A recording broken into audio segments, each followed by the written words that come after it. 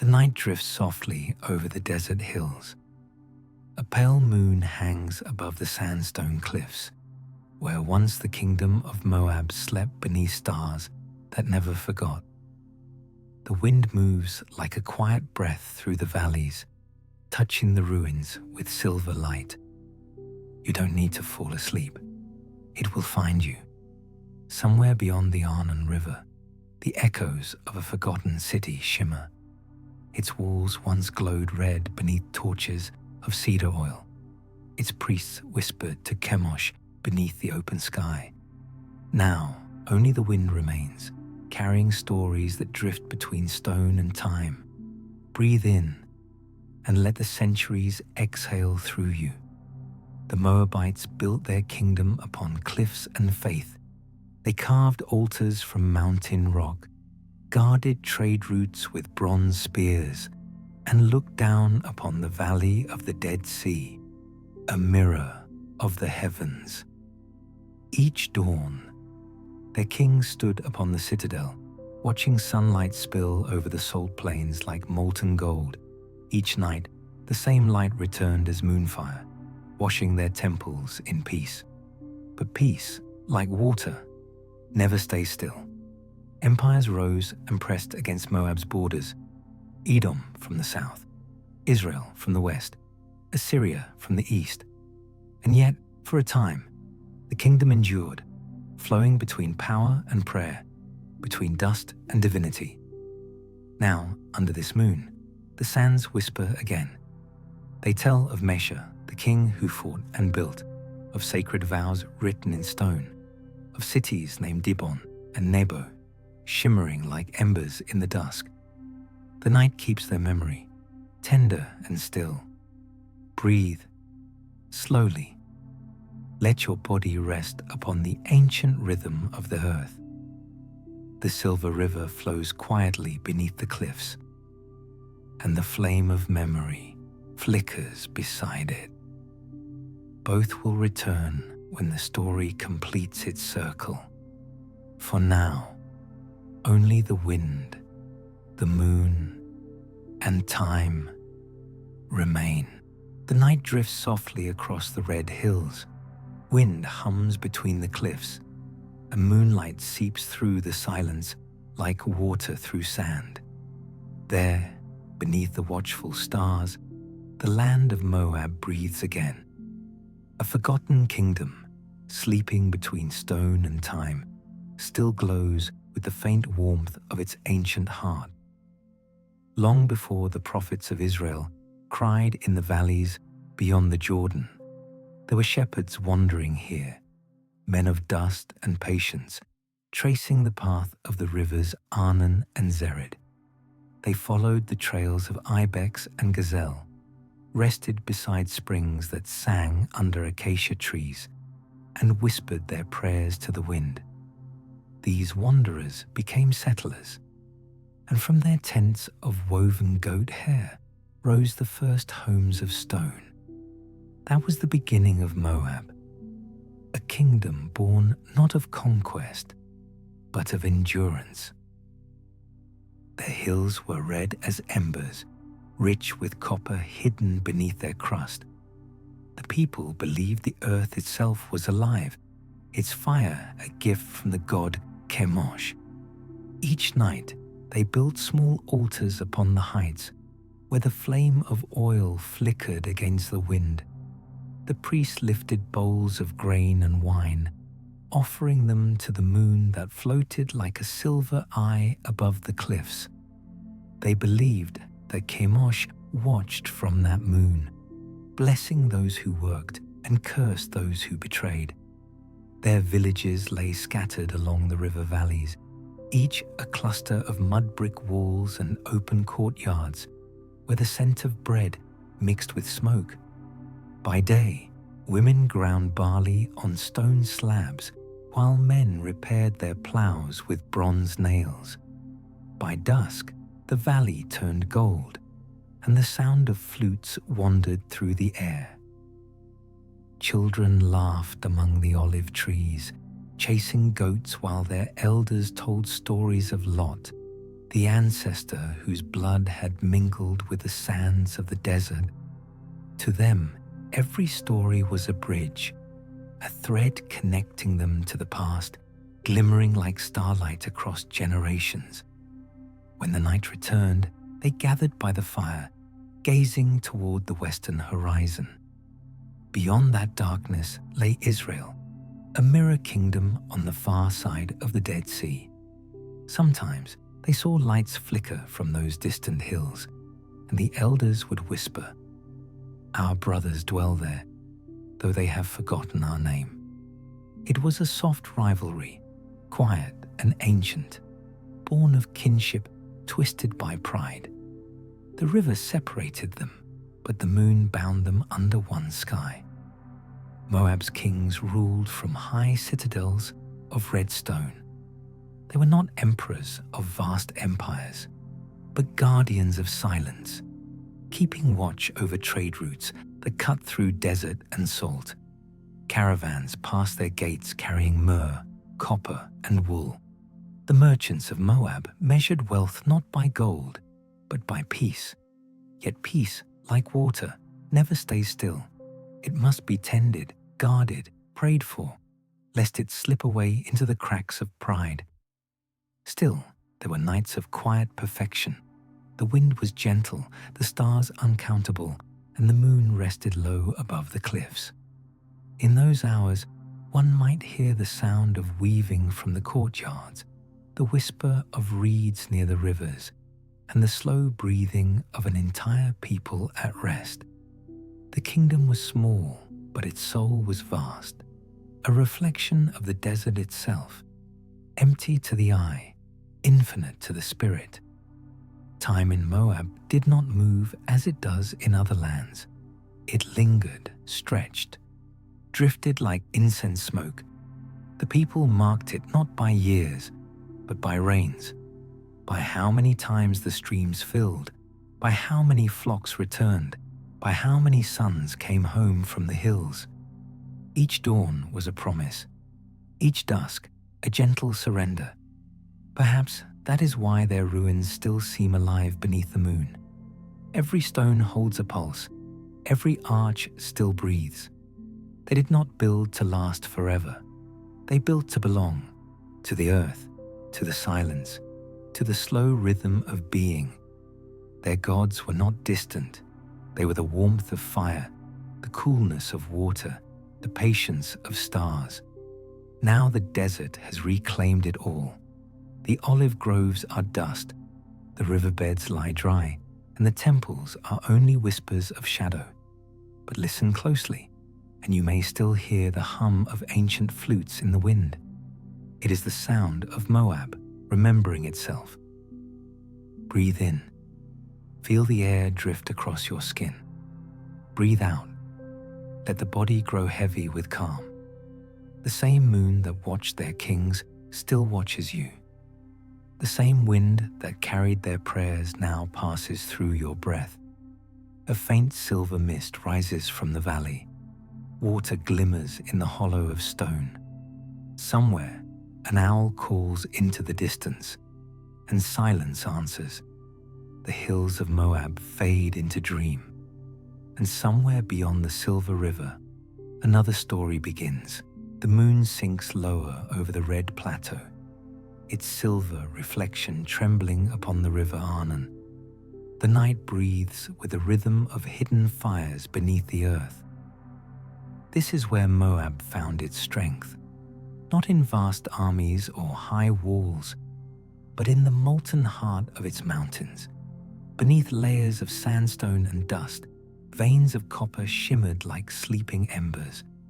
Generations of miners knew these veins as sacred lines drawn by Chemosh himself. When dawn came, they descended with torches into the narrow tunnels, their songs echoing softly against stone. The air was thick with heat and dust, but they sang anyway, slow, steady hymns that kept fear away. When they emerged at twilight, their faces glowed with sweat and pride, and their baskets overflowed with red ore that caught the last rays of the sun like fire, turned to metal. They melted that ore in clay furnaces, fanned by goatskin bellows. The flames danced blue and white, licking the night with sparks. Copper streamed from the crucibles into molds shaped by bare hands, bracelets, blades, cups, and idols. It was said that the first flame of Moab never died, passed from furnace to furnace, generation to generation, like a living breath of their God. The forges burned day and night. From the high ridges, the glow could be seen for miles, a constellation of man-made stars. Travelers passing through the desert spoke of the land of burning hills, where light never truly faded. It was this fire that gave Moab its name among traders, the kingdom of copper and fire. Caravans came from Edom and Ammon, from Aram, and even from the distant lands beyond the Jordan. They brought spices, linen, and wine, exchanging them for Moabite metal. Copper bowls from Dibon and Nebo found their way into foreign temples, shining beneath unfamiliar gods. Through trade, Moab's voice traveled farther than its armies ever could. The people of Moab prospered. Their cities grew larger, their altars taller, their songs deeper. Temples lined the hilltops, their fires seen like stars from the valley floor. At dusk, smoke from incense and smelting rose together into the sky, prayers and metal blending in the same breath. Each spark was a promise, each ember a dream of permanence. And yet, beneath this glow, something else began to stir, a quiet pride, the kind that turns faith into defiance. The kings of Moab began to see themselves as chosen keepers of divine flame.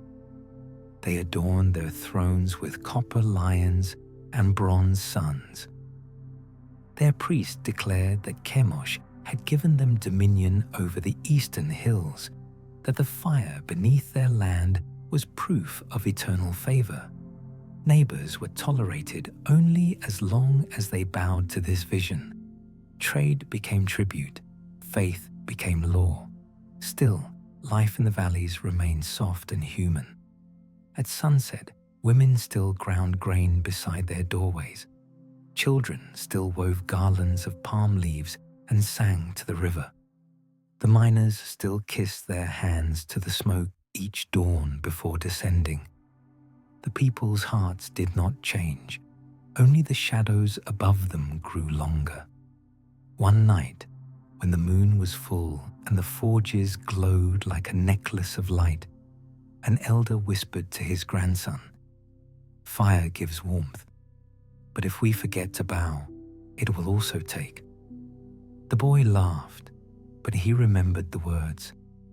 Many years later, when the smoke turned black, he would remember again. For now, the land shimmered with life. The rivers still ran bright under the stars. Copper glowed in the palms of craftsmen like captured sunlight, and the people of Moab believed the fire would last forever. Time drifted. Generations came and went, each leaving behind new walls, new idols, new prayers carved into stone. Even the wind seemed gentler then, as if soothed by the hum of distant furnaces. It was a golden age, warm and certain, a pause in the great breath of time. Breathe in. Feel the warmth that once flowed through this land. Breathe out. Let your body soften like metal cooling in water. You are safe in the glow of ancient fire. A quiet wind passes through the empty furnaces. Ash settles like snow upon forgotten anvils. In the moonlight, the red hills shimmer once more. As if the earth remembers its own heartbeat, the flames fade to embers, and the night sighs. Beyond the horizon, the light of another kingdom flickers, faint, distant, inevitable. Somewhere beyond the river, another dream begins. The moon hung low over the citadel of Dibon, tracing pale fire across the stone walls.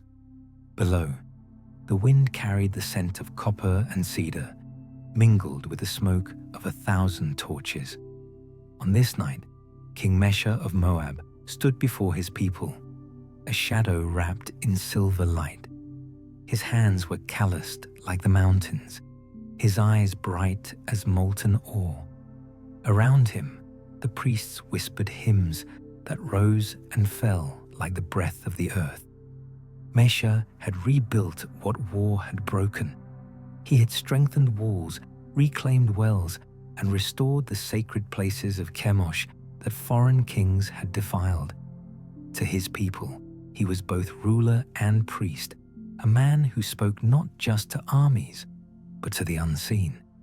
He believed Moab's fire had been dimmed by neglect, and that only devotion could make it burn again. Under the same moon that once blessed their ancestors, he swore a covenant. Moab shall rise anew, by the will of Chemosh. The years before his reign had been cruel. Israelite kings to the west had demanded tribute, lambs and wool, copper and grain. Moab had bowed grudgingly under their shadow. But Mesha was born from the red hills. His pride was the pride of stone. He would not let his people kneel forever. He gathered his warriors, men who knew the weight of metal and the silence of desert nights. Their shields gleamed with copper. Their spears caught the moonlight like lines of flame. When the time came, Mesha led them through the gorges of Arnon, where the river hissed against the rocks like a serpent. They struck swift and hard. Towns that once sent tribute to Samaria now burned with the light of Moabite torches. The cries of battle echoed through the ravines, then vanished into silence. By dawn, smoke curled over the plains, not of loss, but of freedom. For the first time in a generation, Moab stood unbowed. In the days that followed, Mesha ordered an altar built of black basalt high upon the citadel.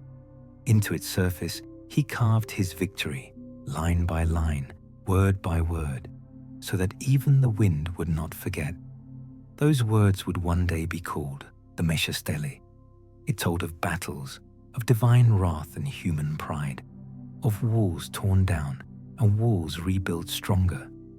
But beneath the carved letters lay something deeper, a man's longing to make faith visible in stone. At night, Mesha would walk alone along the ramparts, gazing westward across the Dead Sea. He knew the price of rebellion. The Israelites would return one day, their armies vast, their gods unforgiving. But still, he prayed not for peace, but for remembrance. Let them come, he whispered to the stars. Let them see that Moab lives and that fire endures. The priests said Chemosh was pleased. The furnaces burned brighter, the crops grew thicker, and rain came early that year. The people rejoiced, believing the covenant had been sealed. But the old men, who had seen the rise and fall of many kings, said softly to one another, "Every flame, no matter how divine, must one day learn to fade." Still, life moved gently under the sky. Children ran through courtyards filled with the scent of bread and ash. Merchants filled the streets with color and noise. At sunset, the copper roofs shimmered like pools of fire. From the temple terraces, chants rolled like waves over the city. Songs of victory, songs of gratitude, songs that blurred the line between worship and pride. In that moment, Moab glowed like a star at its brightest point, beautiful, defiant, and unaware that it stood so close to night. Breathe in. Let the warmth of ancient courage fill your chest. Breathe out. Let it drift away, like smoke over water. You are safe beneath the same sky that watched him pray. The wind moves through the ruins now, where once stood the altar of Mesha. The carved words still shimmer faintly in moonlight, though their edges are softened by time. Dust settles into each groove like quiet memory. The story remains, not loud, not triumphant, but patient. It waits, like the river waits for rain, like the heart waits for sleep. The silver moon rises higher, reflecting upon the stones. And somewhere beyond the silent hills, another dream begins to unfold. The air above Dibon grew still. Even the wind, once full of warmth, seemed to hesitate before crossing the red walls. The moon, pale and distant, no longer shone with the same serenity. Its light trembled over rooftops and half-empty courtyards where the sound of laughter had slowly vanished. Moab had lived through its golden glow. Now came the years of thinning harvests and restless skies. The same hills that once burned with copper fires turned dry and hollow. The rivers withdrew like frightened serpents, leaving cracked beds where reeds once sang.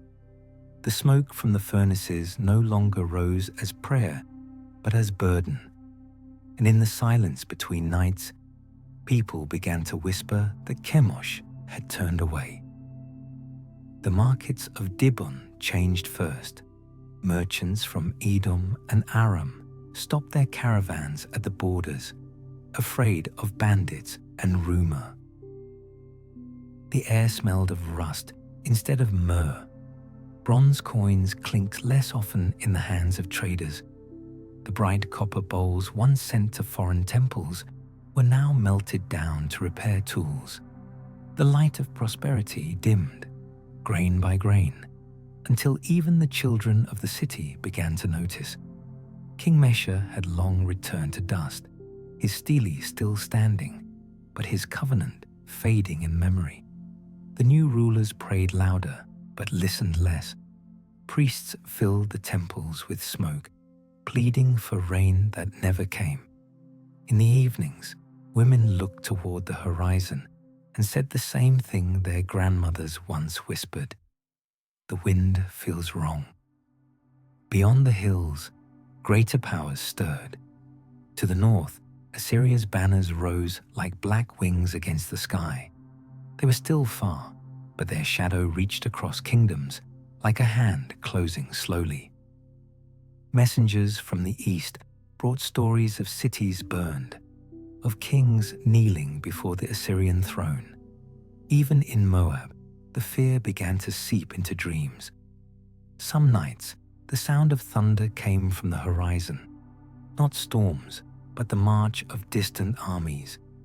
And yet, life persisted. Shepherds still moved their flocks across the barren ridges. Mothers still sang softly to their infants in the glow of oil lamps. Old men still gathered at the gates, telling stories to keep the night gentle. They spoke of the covenant, of Mesha's courage, of the fire that once never died. But their voices grew slower, their eyes unfocused, as if the past had begun to slip like sand between their fingers. One evening, a storm of dust rose from the desert. The sky turned copper red, the same color as the old forges. For 3 days, the wind screamed through Dibon, tearing banners from temples and filling the wells with sand. When it cleared, the city lay quiet. Roofs collapsed, doors buried, hearts tired. But when the first stars returned, a few lights flickered again. Somehow, the people rebuilt their fires, small and trembling, yet alive. They always did.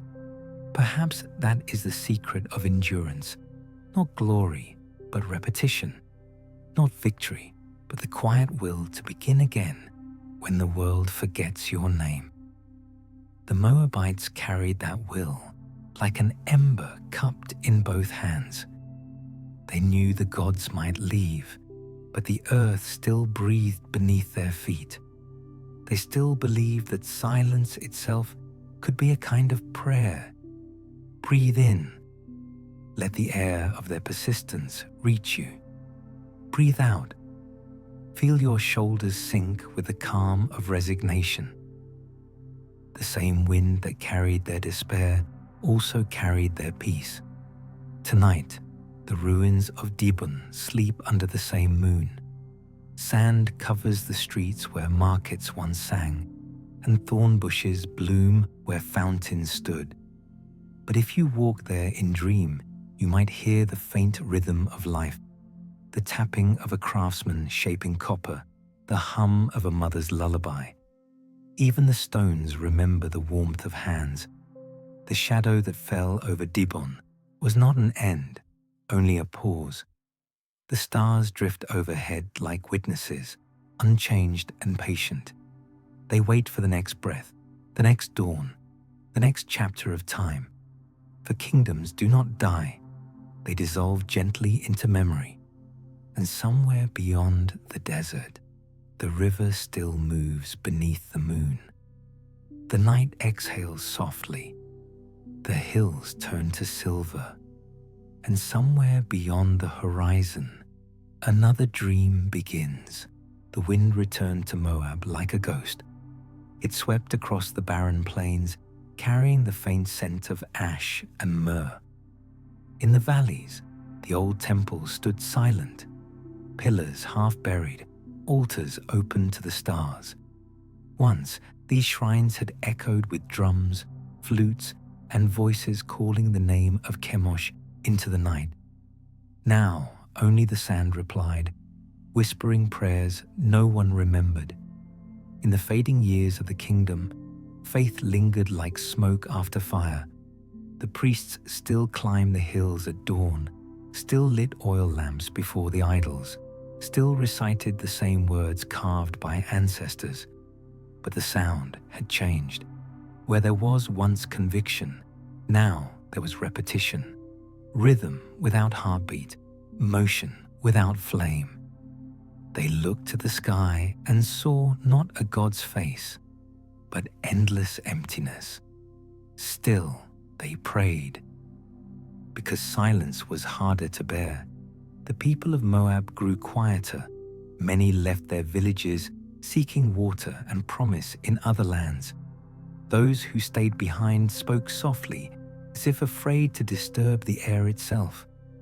Children were born who never saw the great forges burn or the markets of Dibon filled with color. They knew the names of the gods, but not the feeling of their presence. The sacred songs became lullabies, gentle and uncertain. In them, worship slowly turned into longing. At night, the desert seemed alive with memory. The dunes shifted like waves, and the moon painted the ruins in soft silver. From far away, travelers claimed to hear music among the stones. Faint flutes, distant bells, a hum too human to be wind. Perhaps it was only the echo of old prayers still moving through time. Or perhaps, as some believed, the gods of Moab had not vanished but slept, dreaming within the earth they once guarded. Sometimes, in the stillness before dawn, a shepherd would light a small fire beside the ruins. He would place a handful of salt upon the coals and whisper, "For those who came before." The smoke would curl upward, glowing against the stars, and the wind would take it away. No one taught him that ritual. It simply remained, passed down, like a memory of warmth. Even when belief faded, reverence endured. Moab's last kings ruled not over armies, but over echoes. They sent envoys to far capitals, begged for treaties and peace, but history had already turned its page. To the north, Assyria's empire consumed the horizon. Its messengers spoke of obedience or ruin. Some cities chose surrender, others resisted and vanished. When Dibon's gates finally opened to the east, there were no battles, no songs, no banners, only the sigh of wind through abandoned halls.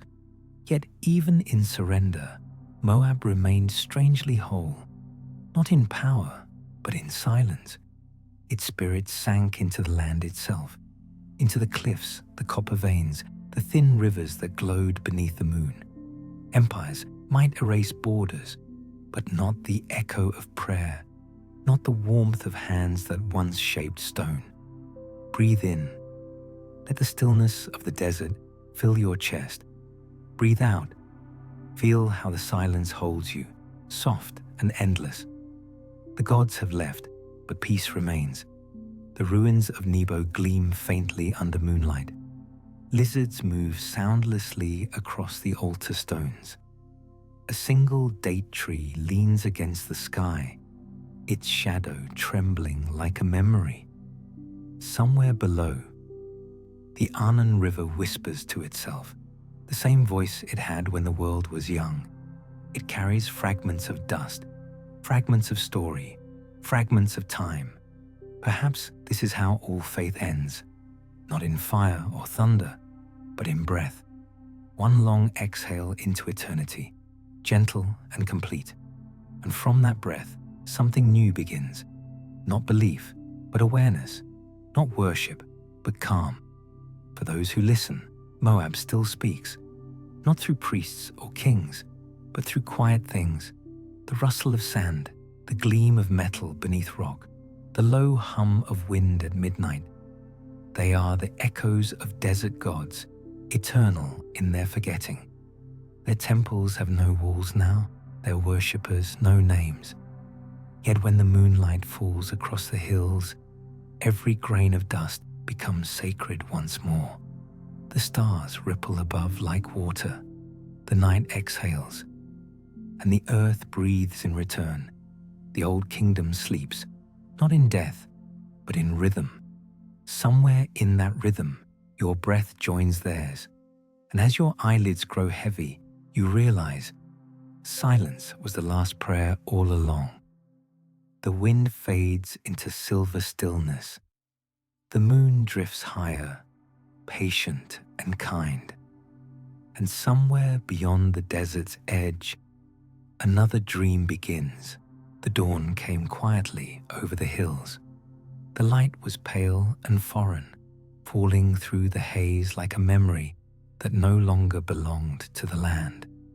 The banners that fluttered above Dibon now bore the seal of a distant empire, the lion of Assyria, gold against black. And beneath those banners, Moab bowed for the last time. There was no battle to mark the end, no burning gates, no final cry of defiance, only the soft sound of sandals in dust as new soldiers entered the empty streets. The conquerors found the city half deserted, its wells shallow, its furnaces cold. They raised their standards upon the citadel and proclaimed peace, a peace built not from mercy, but from exhaustion. For the Moabites who remained, life became a quiet act of remembering. They still spoke their tongue in whispers. They still drew water from the same springs and lit oil lamps before sleeping. But each season, a little more of the old world faded. The language of the empire crept into the markets. Foreign coins passed from hand to hand. The names of Chemosh and Nebo grew faint, replaced by gods carved in foreign script. And yet, deep in the valleys, old songs survived, small threads of melody woven into the vast tapestry of conquest. The scribes of Assyria recorded the event as a simple line. Moab brought tribute. But the land recorded it differently, in sighs of wind through the empty shrines, in the dimming glow of copper left untended, in the hush that followed centuries of sound. In time, new governors came and went. The empire demanded roads, grain, and labor, not loyalty. Children born beneath the Assyrian moon grew up never knowing that their ancestors had once called kings of their own. They learned to count in the empire's numbers, to measure land by foreign laws. Yet when night fell, they still turned their faces to the moon and murmured the old lullabies, words that even empire could not erase. The hills too remembered. The cliffs above Arnon still shimmered red when the sun set. The copper mines, long sealed, glowed faintly beneath layers of dust. The wind that moved through the ruins carried voices that no empire could command. For though the conquerors built monuments higher and stronger, none had the quiet endurance of a forgotten prayer. And so Moab was not destroyed. It was absorbed, like a drop of water lost in a river too vast to fight. Its people became merchants, soldiers, servants, wanderers. Some married into the tribes of Edom and Judah. Others drifted eastward into the desert. The name Moabite became a whisper, a memory spoken only in stories of ancestors and forgotten kings. But in every place they wandered, they carried one thing: the rhythm of their homeland, slow, grounded, patient, like breath itself. Breathe in. Feel the air settle within you, ancient and steady. Breathe out. Let it drift as they once did, into the vast unknown. You are a traveler now, walking their quiet path through time. The empire that conquered Moab would one day fall too. Assyria's palaces would crumble, its rulers fade into dust, its own gods silenced. History would turn again and again and again. But the desert would remain, indifferent, eternal. Its dunes would cover all thrones alike, and the moon would continue her patient vigil. Centuries later, strangers would find the black basalt stone of Mesha, half buried beneath the sands. They would brush away the dust and trace the carved letters with reverent fingers. They would read his voice, proud, defiant, human, and wonder at the people who once stood here. For a moment, Moab would awaken again, just as it does now in your dreams. The ruins shimmer beneath the stars. Wind sighs through the hollow gates. A desert fox crosses the old road, pausing as if to listen. All is quiet, yet full, as if the land itself hums softly with memory. Nothing truly ends. It only changes form. The empire's shadow has passed. The names have changed. But the breath of Moab still lingers, in dust, in light, in you. The night deepens, cool and vast. The moon leans closer to the horizon, silver upon silver. And somewhere beyond the sleeping hills, another dream begins. The road stretched endlessly beneath the moon. Once paved with copper dust and footsteps of merchants, it had turned into a narrow ribbon of silence.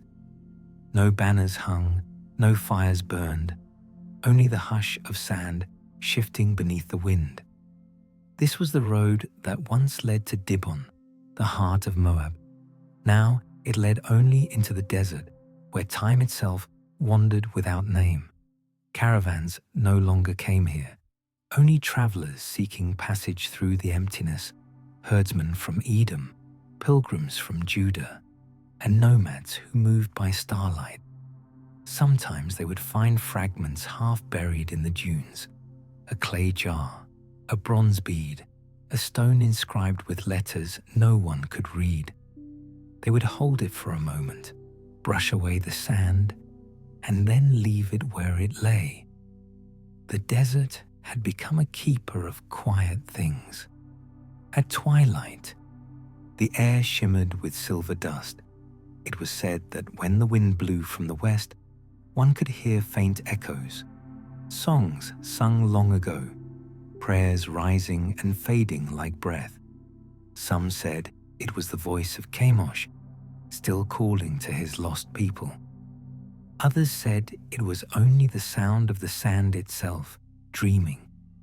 But those who listened closely could not tell the difference. Here and there, Small fires flickered, the camps of wanderers. They were the descendants of many lands now, Moabites, Edomites, Ishmaelites, and strangers who carried no tribe at all. Around their fires, stories survived, not of kings and wars, but of the land itself.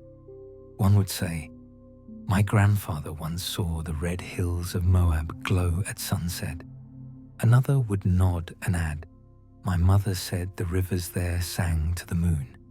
And the youngest would listen, eyes wide, as if the kingdom might rise again by remembering alone. They did not call themselves Moabites anymore, yet the rhythm of their speech still held the old music. When they prayed, they turned toward the east, as their ancestors once did. When they buried their dead, they placed a smooth stone upon the mound, not marked, but shining under moonlight. It was a quiet inheritance, carried not in words, but in gestures. Faith had become motion, belief had become breath. The desert teaches patience. It teaches that even loss has a pattern, a rise and fall, a tide of silence. The dunes shift each night, erasing yesterday's footprints, yet forming new paths for tomorrow. So too did the memory of Moab change shape. Never gone, only transformed. Somewhere in every traveler's journey, there remained a moment when they stopped, gazed toward the horizon, and felt something familiar, a pulse beneath the wind, a voice within stillness. It was the heart of their ancestors, still beating faintly in the rhythm of the earth. Under the full moon, the desert looked like the surface of an ocean turned to stone. Waves of sand rolled endlessly, glimmering silver, and the air shimmered with invisible heat. A single acacia tree stood by a dry riverbed, its roots deep, its branches thin but unbroken. Birds roosted among its limbs, waiting for dawn. And under that tree, a wanderer slept, his cloak wrapped around him, his breathing slow and even. He was nameless, yet in his dreams he stood upon the walls of Dibon, watching the fires of Moab glow once more. Breathe in. Feel the stillness settle across your body. Breathe out. Let the dust of the old road fade into distance. The silence is not empty, it is full of memory. Far to the north, the empires of men continued their endless rise and fall. Kings conquered, cities burned, names changed. But the desert did not care. It kept its secrets beneath shifting dunes and patient stars. The land where Moab once stood remained untouched by glory, untouched by sorrow. It existed between moments, a pause in the breath of the world. Those who pass through even now say that on certain nights the moon seems brighter over those hills. They claim the air feels different, softer, like the memory of a lullaby. And if you stand still long enough, you might hear the faintest whisper, "We are still here." A voice not of ghosts, but of the land itself, gentle, ancient, alive. The wind quiets, the stars drift lower. The night folds itself around the desert like a soft cloak, and in that stillness, the road disappears into the horizon, merging with the dream. Somewhere beyond the dunes, the breath of Moab continues, and somewhere beyond the breath, another dream begins. The moon returns each night to trace the same silver path across the desert. Its light glides over the red cliffs, over the sleeping dunes, until it reaches the valley of the Arnon River. Once, this river was the lifeblood of Moab, a ribbon of sound through a silent land. Now, it flows only in memory, deep beneath the sand, unseen but not gone. They say the river never truly disappeared. It retreated underground, where sunlight cannot touch it, where it waits in the cool dark. Sometimes, after long rains, It rises again for a night or two. Its waters shimmer like liquid glass, winding through the canyons before vanishing at dawn. The wanderers who see it call it the River of Remembrance. They drink from it in silence, believing that for a moment they taste the dreams of their ancestors. On nights when the desert wind is gentle, the surface of the sand ripples as if something breathes below. It is the pulse of that hidden river, the same that once carried copper dust, olive leaves, and prayers to the Dead Sea. The people of Moab had always believed that souls followed water, that every spirit, no matter how far it strayed, would one day return to the river's source. Perhaps that is why its memory still lingers, even after all else has faded. The cliffs remember too. Their layers are painted in shades of rose and gold, like pages in a book written by wind and rain. At twilight, shadows fill their cracks, and the moonlight gathers within them like a quiet blessing. There are no cities here now, no kings, no soldiers, only the slow breathing of the earth. And yet, if you listen closely, you can almost hear voices between the stones, not calling out, but humming softly, as if the land itself dreams. Breathe in. Let that sound drift into you, steady and calm. Breathe out. Let it pass through, leaving only stillness. You are not apart from this river. You are part of its flow. Once, long ago, a poet of Moab wrote on a clay shard, "Water remembers what men forget." The words were buried for centuries, then found by accident near the ruins of Nebo. No one knows his name, but his truth endures. For every wind that rises, every grain of sand that moves, carries with it something of that remembrance. Even in sleep, the body holds memory, not of words, but of rhythm, the slow beat of a heart, the faint warmth of breath, the echo of footsteps on ancient stone. The river beneath the moon flows in that same rhythm. It does not rush. It does not end. It only moves from form to form, from silence to sound, from past to peace. Far above, the constellations shimmer like forgotten cities of light. The same stars once guided traders through these valleys, once reflected in the bronze mirrors of Dibon's queens. Now they watch over emptiness, and still it is beautiful. The universe has no need for memory, yet it holds everything. The desert understands this too. It forgets nothing, but forgives all. Somewhere near the cliffs, a trickle of water returns, carving its path through stone. It glows faintly in the moonlight, winding its way through the ruins like a thread of glass. A fox pauses to drink. A moth flutters over its surface, and the sound, that small, eternal sound of moving water, fills the night with peace. Perhaps this is what remains when all kingdoms fade, a rhythm too gentle to destroy. The rhythm of breath, of water, of moonlight upon sand. It is not glory nor sorrow, only continuation. A quiet truth whispered through time. Nothing is ever truly lost, only transformed. The river fades back into the earth. The moon drifts higher, pale and endless, and within its light, you feel the weight of the world grow lighter.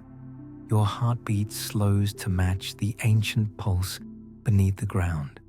The air softens, the night deepens, and the desert begins to hum with dream.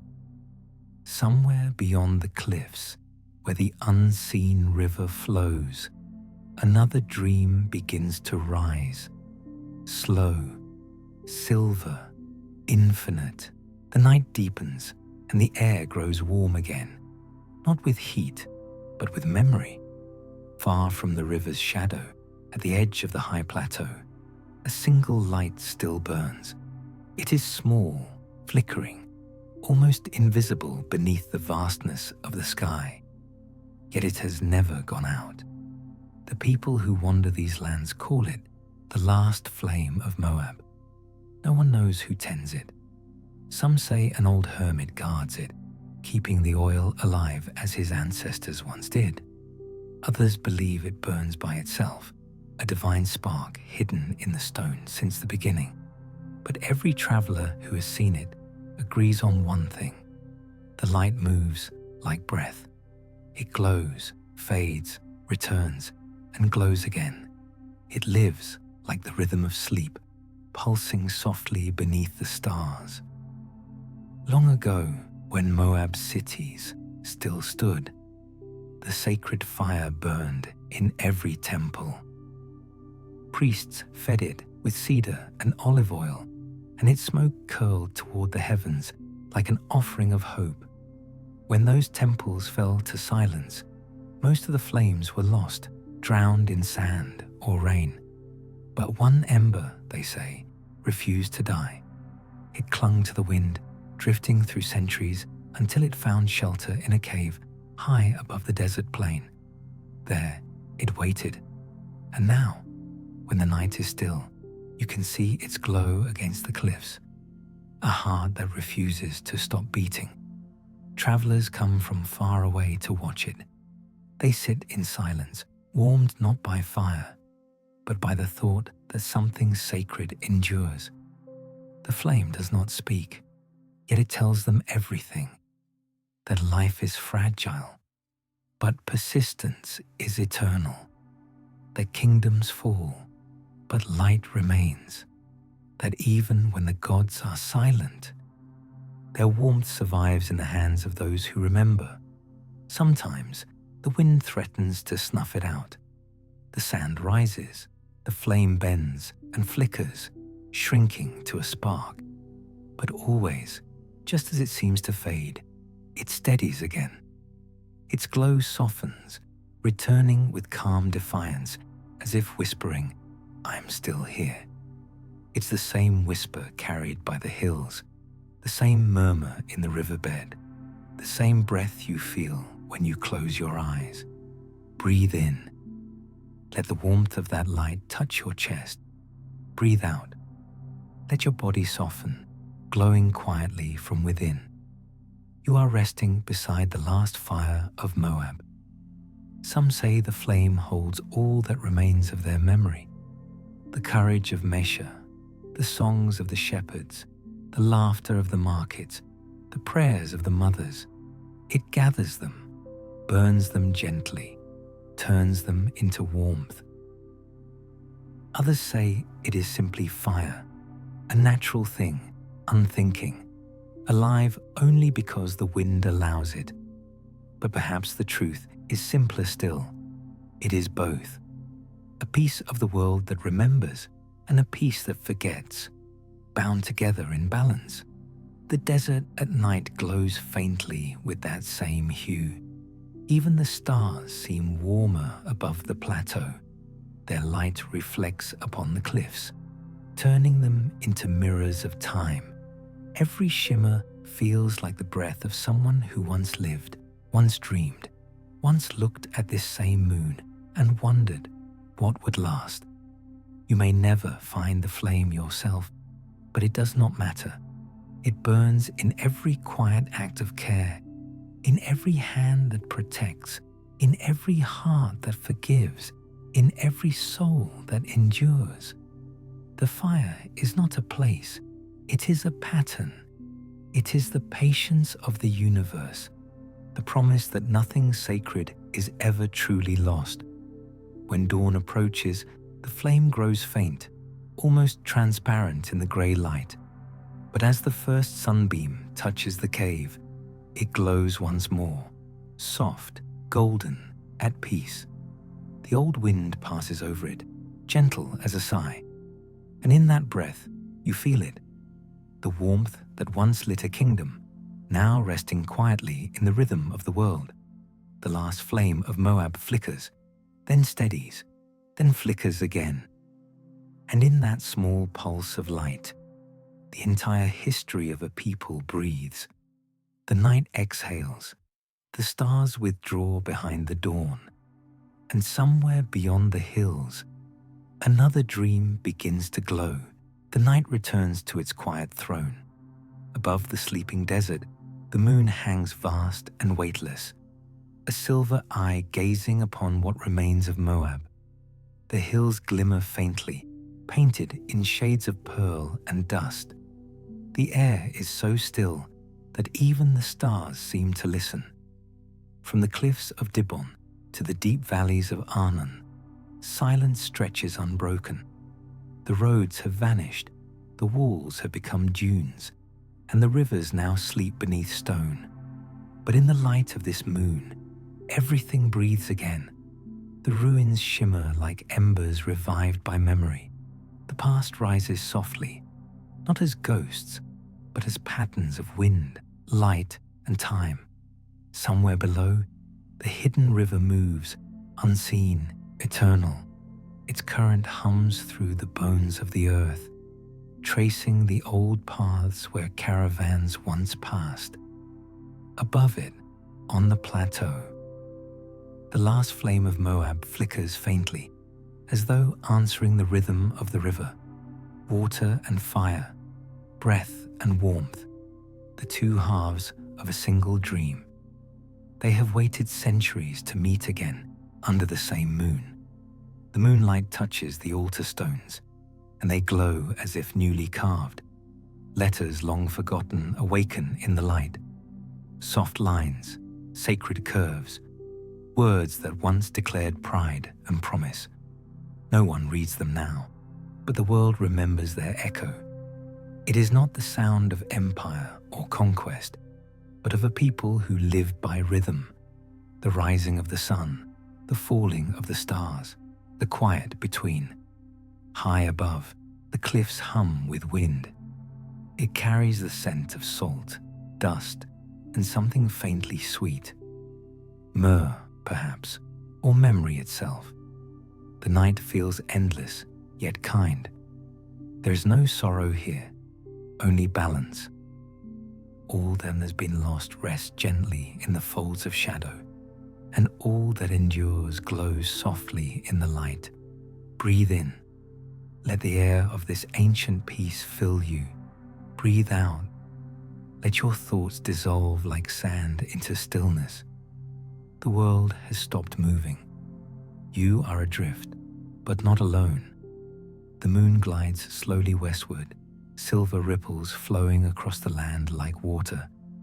It reflects upon the ruins of Nebo, upon the dry wells of Dibon, upon the acacia trees that still reach upward as if in prayer. Each branch, each stone, each grain of dust holds a whisper of something sacred. Not faith, not glory, simply being. The miracle of endurance without need for purpose. In the far distance, the outline of the Dead Sea gleams faintly, a mirror for the heavens. Its surface is motionless, its depths heavy with forgotten salt. Yet even there, beneath layers of silence, life stirs, small, unseen, luminous. So it is with Moab. So it is with all things that sleep. Once there were kings here, and battles, and songs of triumph. Now there is only this, a river beneath the earth, a flame upon the cliff, and a moon above them both. Together they tell a story more eternal than power, the story of transformation, of how every light, once born, will fade, and yet never truly vanish. For what is the moon if not a memory of the sun? What is the river if not the earth remembering rain? And what are we if not echoes of those who came before, breathing the same air, dreaming beneath the same light? Breathe in. Feel that light touch your chest, soft and weightless. Breathe out. Let the sound of the night cradle you into stillness. You are the continuation of their story, the calm after their fire, the water after their flame. The moon climbs higher, serene and patient. It shines upon every ruin and every seed. It does not choose between past and present. It simply illuminates both. And in its glow, Moab lives again, not as a kingdom, but as quiet harmony. The desert exhales. The wind folds itself into silence. The flame steadies. The river hums. The moon smiles. And somewhere within that silver light, all stories merge into one, a single breath that drifts across time, soft and endless. Somewhere beyond the horizon, another dream begins. The night breathes once more. High above the desert, the moon glows like a vessel of memory. Calm, eternal, unbroken, it pours its light across the quiet land where the red hills of Moab once burned. The ruins shimmer faintly, and for a moment, everything forgotten awakens. The silver river moves again beneath the sand, its current soft and steady. It carries reflections of flame, fragments of songs, and traces of the old world. Above it, the small fire upon the cliff still flickers, the last flame of Moab, breathing in rhythm with the earth. Water and fire, moon and stone. The circle completes itself. Time has dissolved, leaving only stillness. There are no kings now, no conquerors, no names, only the whisper of the wind between the cliffs, the gentle pulse beneath your chest. What once was kingdom has become memory. What once was faith has become peace. And what once was sound has become breath. Breathe in slowly. Let your body rest in the warmth of this ancient calm. Breathe out. Let go of the day. You are safe within the rhythm of the moon. If you listen, you can hear the soft hum of the river deep below, a lullaby older than language. It carries your thoughts away gently into the same dream that cradles the sleeping flame. Each breath you take joins the long flow of those who came before, shepherds, miners, kings, and wanderers. You are part of their circle now, a quiet link in the endless chain of light. The stars blur into silver mist. The horizon folds inward. The night becomes one soft exhale.